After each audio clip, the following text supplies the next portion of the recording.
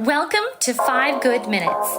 You're listening to today's inspirational message on the book of Ecclesiastes with Dan Irvin. Well, welcome into the 5 Good Minutes podcast. This week, we're going to be diving into the book of Ecclesiastes, chapter 1. And before we get started with it, it's important to understand the book of Ecclesiastes. What kind of book is it? Kind of some of the themes and really how it's set up. So it's classified as wisdom literature in the Bible, which you could compare that to the book of Proverbs as another example of wisdom literature. So there's a lot of metaphor, imagery, beautiful artistic rhythm going on in this book. And the author of the book, there's a little debate on, was it Solomon or was it one of Solomon's followers written in the style of Solomon? And ultimately, the author of the book shouldn't make much difference in how we interpret this book today. And really, the one important thing to know that we see in verse 1 here in chapter 1, it says this, it says, the words of the teacher, the author writes, son of David, king in Jerusalem.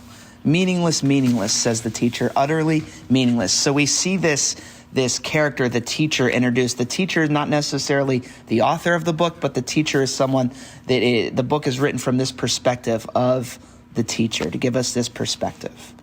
And so what I want to look at today as we dive into chapter 1 is one verse, verse 3.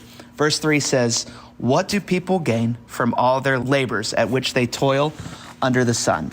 And I want to ask a question to start. Have you ever poured yourself into something, put yourself out there on a project at work? Maybe it's a relationship. Maybe it's just the daily kind of hustle of life. And you've wondered, you sat down at the end of the day, and you said, man, I don't know if this is worth it. The investment of time and energy and everything that I'm putting into it, I don't know. It feels hollow. Well, this is the exact question that the teacher in Ecclesiastes here is wrestling with, saying, what's the point of all this toil? Painting a picture of life under the sun, a life without God, where meaning has to come from what we do, what we build, what we achieve, and realizing in a difficult sense that it really doesn't hold up when we base our life in this way. If you've ever been to the top of a mountain, you've trained, you've climbed, and it's a 7-8 hour journey to a top of a mountain, perhaps even longer, maybe out west. Think of a trip perhaps you've been on, or maybe you've never had that experience, but you can imagine, you've seen the pictures, you've been to the top of the mountain peak. As you journey to the top, what happens eventually is you get to this top, you have this mountaintop experience, and then you come back down. You come back down, and you have memories of the experience, you'll take pictures, all that good stuff. But ultimately, you can't live on top of the mountain peak. It's not sustainable to live on top of the mountain peak. There's not enough air. It's cold. I mean, there's a lot of things that go into that, but you come back down eventually. And really, in a sense, that's kind of what happens when we put all of our hope into something, into work or relationships, accomplishments. It's exhausting because eventually we have to come back down. Wherever point we get to of success, we come back down. The problem really, it's not work itself, because we know that work was designed by God. If we read back in the Genesis account, how God created the world, created man and woman, he gave Adam and Eve work to do. Work is good. Work is a good thing. The problem is when we ask work to do something that it can't, to give us ultimate meaning. When our identity gets wrapped up so much in our achievements, work stops being a gift, but it's really a burden. It's no longer just a job. It's a measure of our worth. And there's a pressure that can be crushing in that. Well, here's the really good news.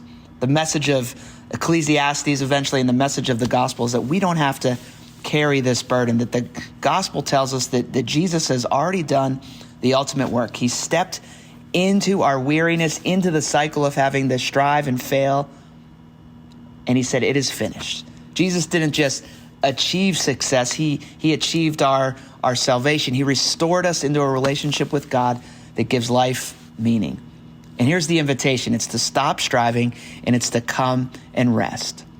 So this emptiness that Ecclesiastes describes, it's real, but it's also a signpost pointing us to the only one, Jesus, that can fill that void. So for today, what does this mean? It means our worth. It's not tied to our paycheck, our bottom line, our grades, the image that we present to our world around us. Our worth is rooted in being a beloved child of the King, of the God of the universe. It really means that we can approach work with freedom, doing our best, of course, yes, but knowing that it doesn't define us. It means that when life feels heavy, when the question that we ask is it worth it? Is what I'm doing worth it? When that echoes in our heart, we can look to Jesus and we can remember that Jesus said, we are worth it. I've already done the work. Come, rest in me. As he says in Matthew chapter 11, come to me, all you who are weary and burdened, and I will give you rest. We can lay down our striving and we can step into this rest today. Thanks for joining us here today. There's a lot of great content to explore on Orchard Hill Plus and on the Orchard Hill main feed from the weekend.